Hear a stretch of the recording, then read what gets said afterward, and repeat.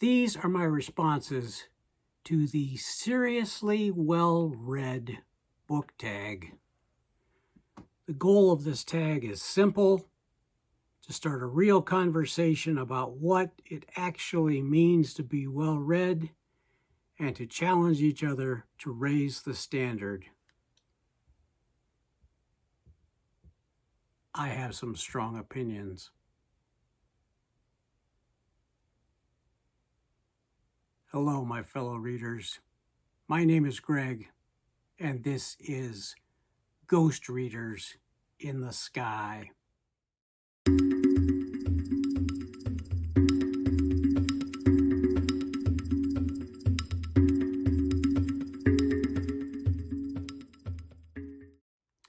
The seriously well-read book tag was created by Randy Ray, the Literate Texan, and he's the one who tagged me. There are 10 questions or prompts. Let's dive in. Prompt number 1. What book made you take reading seriously? I think it was To Kill a Mockingbird, which I read in high school. It's probably about 15. It's one of the first books I remember that I paid attention to a lot more than the plot. I had read a lot of plot-driven mysteries, science fiction, fantasy, and To Kill a Mockingbird has an incredible plot, but it's about much more. There are deeper themes to explore, and that is what helped me get started on reading seriously. Prompt 2. What book did you pretend to understand? Be honest. One of the books I read in a course in college was Thomas Mann's Death in Venice. And I did pretend to understand it. Pretended to talk about it in class and say things that sounded useful and interesting, but I have any clue what that book was about. I would love to go back and revisit it now, and maybe The Magic Mountain as well. Prompt 3. Which 3 books are on your personal required reading list? I do not like required reading. I don't think that is a real thing. But I will tell you the 3 books that I think are important, that stretch across different time periods and different countries, and all have interesting and valuable things to say. I'm going to start with Robert Louis Stevenson. I'm picking Kidnapped. It's historical fiction. It is set in the 1740s in the Highlands of Scotland, soon after the Battle of Culloden. And it is the journey of David Balfour, who is 17 at the beginning of this novel, and how he is kidnapped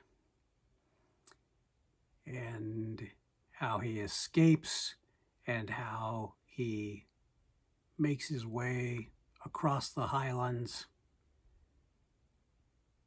in order to claim the fortunes of his family. It fits into historical fiction, it fits into adventure, it fits into coming-of-age stories. Just a fantastic book all around. Second book on this reading list would be Orlando by Virginia Woolf. This book does a better job of talking about gender than even a lot of contemporary books, and certainly for something that was written in the early 20th century, the thoughts about gender and the flexibility of gender were radical and still feel pretty radical. The plot meanders a lot, but there is so much to think about with Orlando. And the third one, a newer book, well, written 50 years ago, The Monkey Wrench Gang by Edward Abbey, a group of environmentalists, extreme environmentalists, eco-terrorists perhaps, who are finding ways to sabotage the damming of rivers, some of the extraction practices of coal mines and other resources. So those are my three picks for required reading. I'm just going to call it recommended reading. Those are three books that I think many people would enjoy and that really have very different themes, very different things to contemplate, and different values that they imbue. Prompt 4, what author have you been avoiding? One of the authors who has scared me is Thomas Pynchon. And I think just because you hear about Gravity's Rainbow and some of his other really difficult or experimental works, that's not all that he wrote. And I think I'm going to ease in.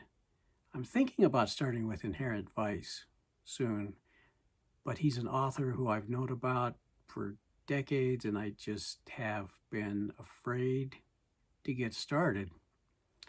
And I think this is the year. Prompt number 5, what's the hardest book you've ever finished? For me, it was Stendhal and The Red and the Black, or in French, La Rouge et la Noire. Again, I read this in college. I did not have a good understanding of the history of that time period, the history of France in general, and I was lost. But I kept pushing through, and I don't know how much I got out of it,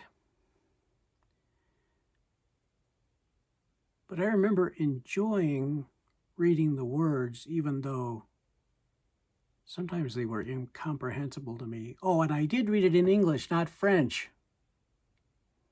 French would have been really hard for me. But I think that's the hardest book that I pushed through. And again, that's one that I would like to revisit. Prompt number 6, what's a book that changed how you read? I'm going to pick poetry. I'm going to pick E.E. Cummings, and I'm going to pick his collection, Is 5. E.E. Cummings would write almost in pictures.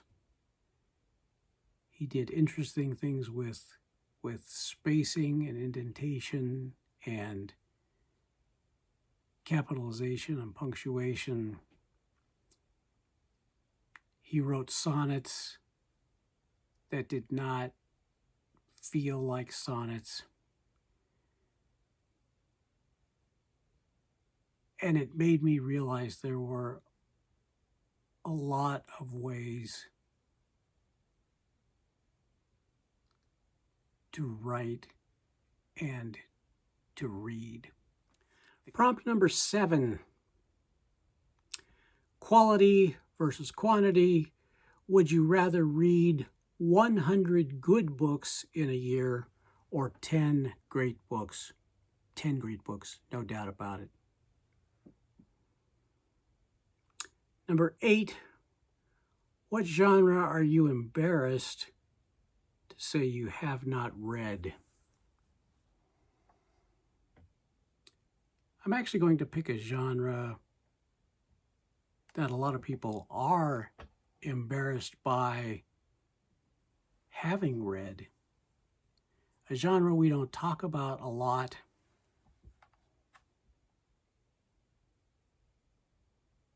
And that's literary erotica. I have not read much. I read one book by Anais Nin. I read The Delta of Venus. And I read the book by Pauline Réage. That's all I've ever read. But there's a lot of books that aren't just smut or steamy or pornographic, but actually are literary and have a deeper value to share than simply sexuality. There's a lot to explore here. Of course, a number of works by Anais Nin that I have not gotten to. Authors like Kathy Acker, Marguerite Duras, Jean Genet, Jean Rhys. I may be saying some of these names wrong because we don't talk about these authors and we don't talk about these works. Ideas of sexuality are personal and they are extremely important. They are an essential part of life. And if we can rely on some of the great literary authors who wrote erotica, I'm in. Number 9. What book do you think most people misread? When Randy Ray was introducing this tag and giving his answers, and he answered this one, and I was answering out loud because this one seemed easy for me, and we said together, the Bible. Randy talked a little bit about this, and he said he was being careful because he didn't want to offend anyone. And me, I don't give a fuck who I offend.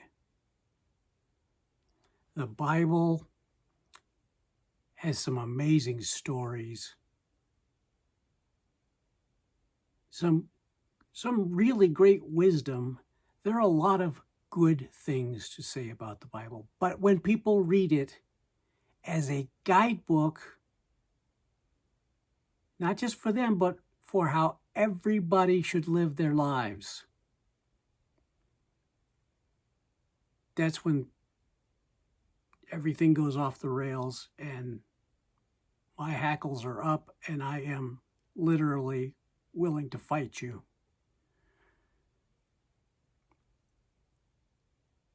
Because Just because something's in a book doesn't mean I have to do it. It doesn't mean that you have any right to tell me that I have to do it. So much of it is personal. Who I can love, who I can be intimate with, and the ways in which I can be intimate, how I can represent myself, how I am supposed to treat women and children and slaves. And I'm not having it. If you see the Bible as a rule book, the rules you want to follow, that's fine. But don't make me do the same. Don't pass laws that force me to do something that doesn't make any sense to me.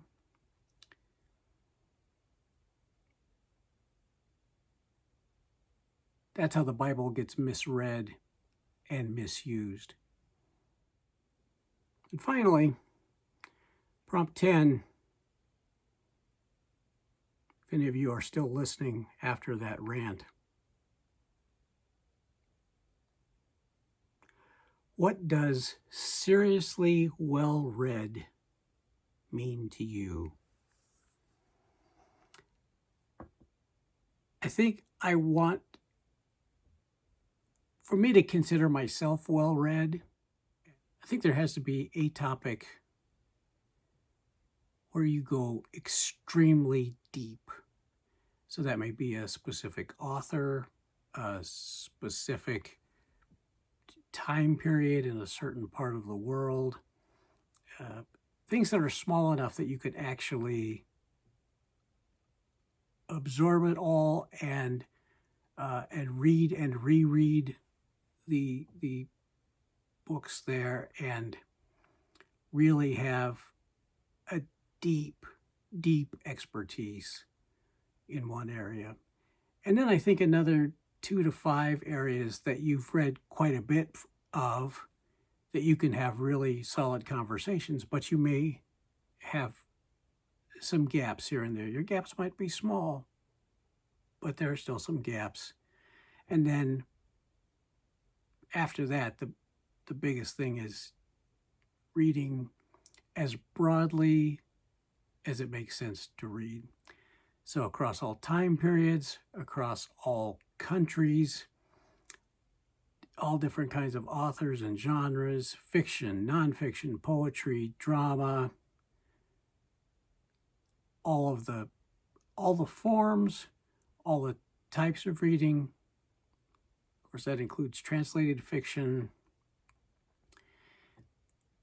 and sampling from all of these places, from all of these types of reading. I think that is what makes you well read. So you've got your areas of expertise, and then you've got some really broad exposure. So there we are, the seriously well-read book tag. Thanks to Randy for creating this tag and for tagging me. Thanks to everybody who listened to this whole array of madness that I spouted today. And I'll be back soon with more tags, more reviews, and I'm due for some cowboy poetry. And until next time, my name is Greg. This is Ghost Readers in the Sky. Yippee-yi-yi, yippee-yi-oh.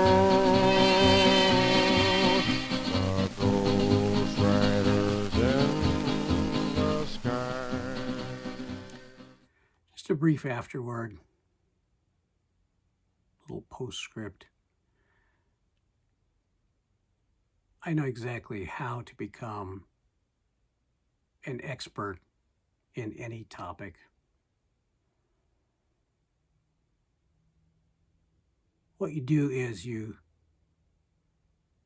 compile a list of books that are part of this topic, and it's best to do this with physical books if you can, because what you want to do is every night before you fall asleep, read a chapter in the book, and then put the book under your pillow and sleep with your head right there near the book.